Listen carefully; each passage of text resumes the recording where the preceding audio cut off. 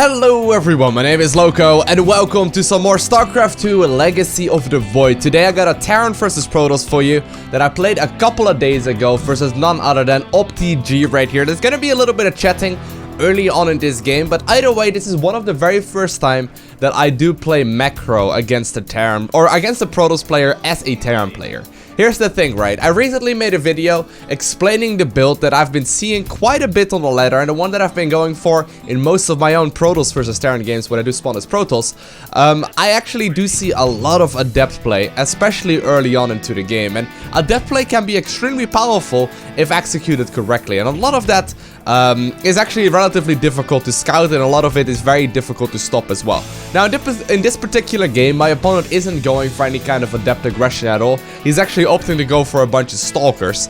However, you know, I'm still a little bit worried for it. So most of the time, playing macro as Terran versus Protoss is just one of those things that I haven't really been focusing on. So I've been doing like a lot of like stim pack combat shield timings off of like 2 bases technically, but it's really just a 1 base all in, or you know, just general cheesy stuff. However, as of late I have been focusing a little bit more on macro, and in this specific game I'm gonna be trying to basically just out macro my opponent, and this is the first time where I actually felt like that was, you know, something I was doing reasonably well. So this is going to be somewhere played in top 25 Master League, I believe.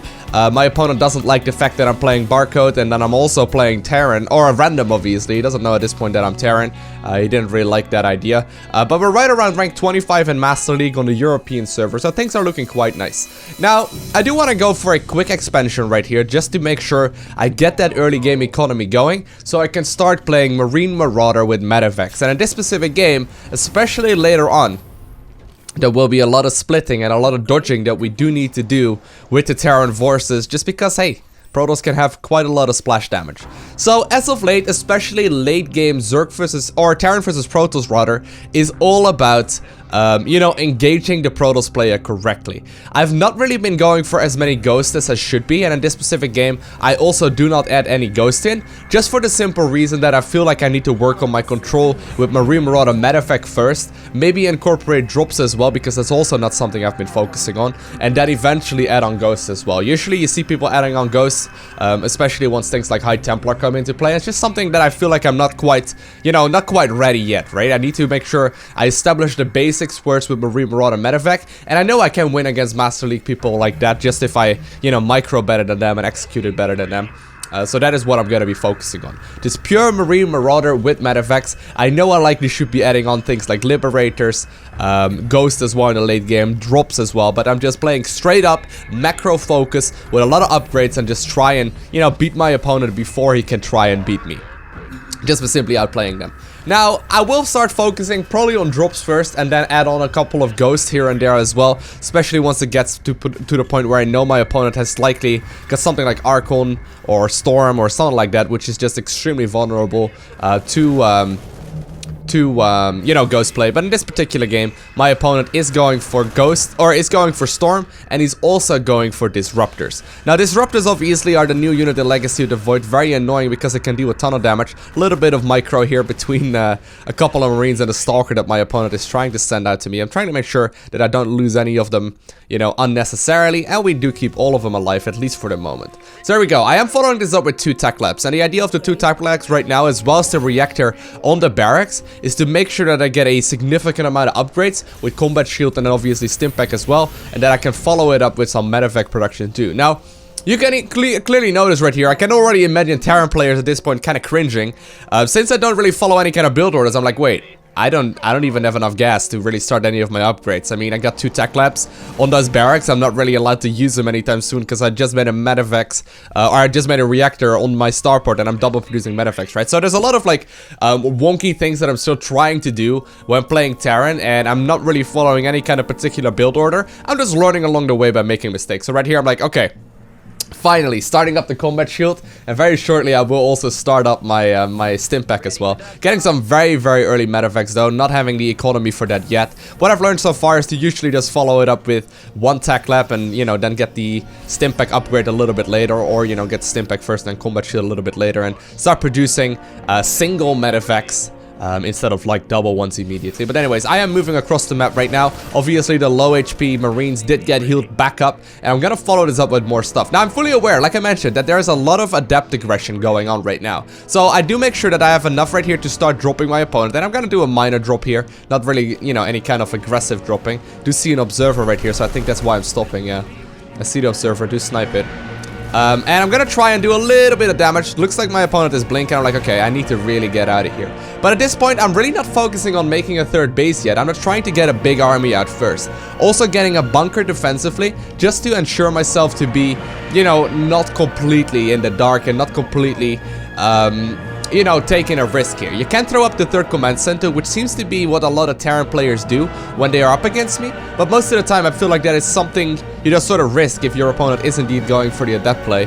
So I'm also not skipping out on the bunker, adding on 2 more Rexes, then eventually, relatively late actually, going for the double engineering base. So I'm sort of winging it. I just sort of basically know what the Protoss player could potentially be going for, but I'm trying to just outplay them just by simply having more stuff and making sure that I keep my money at 0, that I'm trying not to hit any kind of supply blocks. Did just hit a minor one. Also, I'm hitting a minor supply block at this point, so it's definitely not perfect, but here's the first bit of aggression.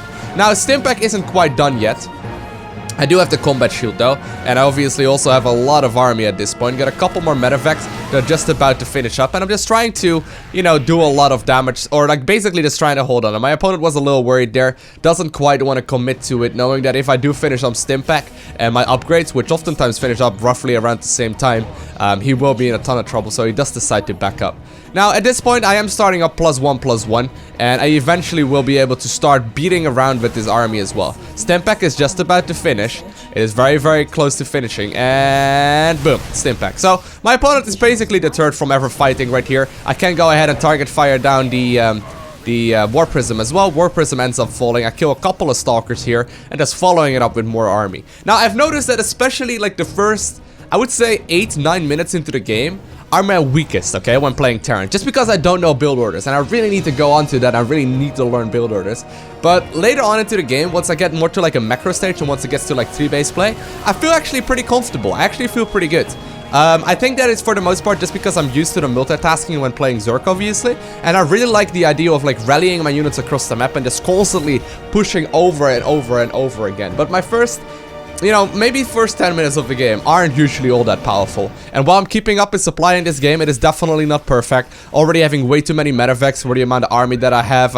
I keep producing like up to like 18 medevacs in games. Just, you know, unnecessary things that I really shouldn't be doing. And, you know, just things that I need to be learning the hard way. But in general, it's definitely looking pretty solid so far. Now, finally gonna be adding on the extra barracks here that I did lose earlier, and I'm thinking right now about moving out right when +1/+1 finishes. That's the same thing that I do when I play Zerg. I try and move out right when +1/+1 finishes, and at this point I see my opponent likely going for, you know, for charge right there, or the adept upgrade obviously, but likely something like charge. And then I also saw him chrono boosting out the robotics facility, so I'm fully aware of the fact that my opponent will be, you know, going for some sort of disruptor play, and I do see the first disruptor as well. So I'm gonna go ahead and move out right when +1/+1 finishes, just because the idea here is that I do the same thing when I play Zerg. I move out right when +1/+1 finishes in that matchup as well, so it's time to get moving for me. Not quite having my, I don't think I went for the armory yet, so I can't quite queue up +2/+2. I will, you know, realize that very shortly. I'm gonna add on yeah, I actually ended up losing the factory as well with the scouting, so I don't have my armory yet. So definitely making silly mistakes, but I'm moving out right now that +1/+1 is done, and you can see, like, supply-wise, nothing has really happened in this game, but I'm simply just outproducing my opponent, and it's not like my opponents are bad players or whatever. It's just that we're, I guess, a little bit better at keeping the money low, especially early on into the game, and just, you know, ending up having more stuff. So don't focus too much. Like, I guess the moral of the story is don't focus too much on build orders all the time. It's not really worth it. You can definitely just win games, but just having more stuff than your opponent. You don't need to know exactly what your opponent is doing. Now, I'm fully aware there are a couple of Disruptors. I'm gonna have to split against those. This is like one of the very first times that I'm splitting against Disruptor play. I've played a couple times against Drop before. Looks like my opponent does have all of the units on one control group though, and I do end up killing a whole bunch of them. They are very pricey units. They're actually 150, I believe, 125, 125, very pricey. You don't just want to randomly lose those. And my opponent is actually blinking forward forward at this point. Now you gotta keep in mind, I've basically gotten so many medevacs that all of my units here have a personal medevac. They get like a personal bit of healing. My third base is immediately also finished up, and I'm just producing more and more army. You can see, like, supply-wise, we're just simply crushing our opponent. This seems to be the majority of my Terran games. It's not something I'm quite used to yet, and not something that I am very comfortable with yet when controlling, and I feel like there's definitely still room for improvement. But most of the time I notice that whenever we're in the middle of a fight, we're just simply macroing a little bit better or something behind it. Now, I am gonna scout up here. I did just manage to kill my opponent's third base, and I'm gonna go ahead and just probably back off here. I probably should be backing off. Yeah, just adding on more barracks now that my third base is finished up. I'm gonna be landing a whole bunch of mules and just simply macro up here. Now this, I think, is the point where I would start dropping around more, and where I also would start adding on things like disruptor, or not disruptor, like ghosts. I would have to get some extra tech labs here. I probably should also be focusing on some more barracks, and I do end up adding tech labs here, just not going for the ghost yet, like I mentioned, just because I don't really feel too comfortable with it. At this point though, I feel pretty good. I feel pretty solid about the about the fact of killing my own assimilator there, it looks like. But I do feel pretty solid about the strategy so far. It's very basic. There's nothing really that is lining up perfectly, but it's working, and that's really what I'm trying to aim for. Trying to set up those basics before really, you know, flushing out the details. Oftentimes, at least, like, we can talk a little bit more about build orders, I suppose. Oftentimes I feel like a lot of people follow build orders blindly without really knowing the reasoning behind certain things, right? You can see me get the bunker early on, and the reason why I got that bunker early on was not because I, you know, read out of a build order, get bunker at like 3.5 minutes or whatever, but just because I know fully well that if my opponent goes for a bunch of stalkers, or he goes for a bunch of adept aggression early on, that is what it will be stopping. And I've learned that the hard way by losing my ladder points, right? If you lose ladder points to it, you will very quickly fix those things. Now in this specific games, I learned, okay, can't go for the reactor on that starport all that quickly because it just doesn't work out. And, you know, you just gotta keep on moving. I also forgot that I added on, or I didn't add on the armory quickly enough, and it's just all, you know, relatively sloppy. Now I'm gonna go ahead and get the fort base going. I'm gotta be very careful in this choke area, since there are going to be disruptors. I'm also expecting things like storm. Yeah, I do see the first storm right there as well. Forced to stim with a whole bunch of the army there.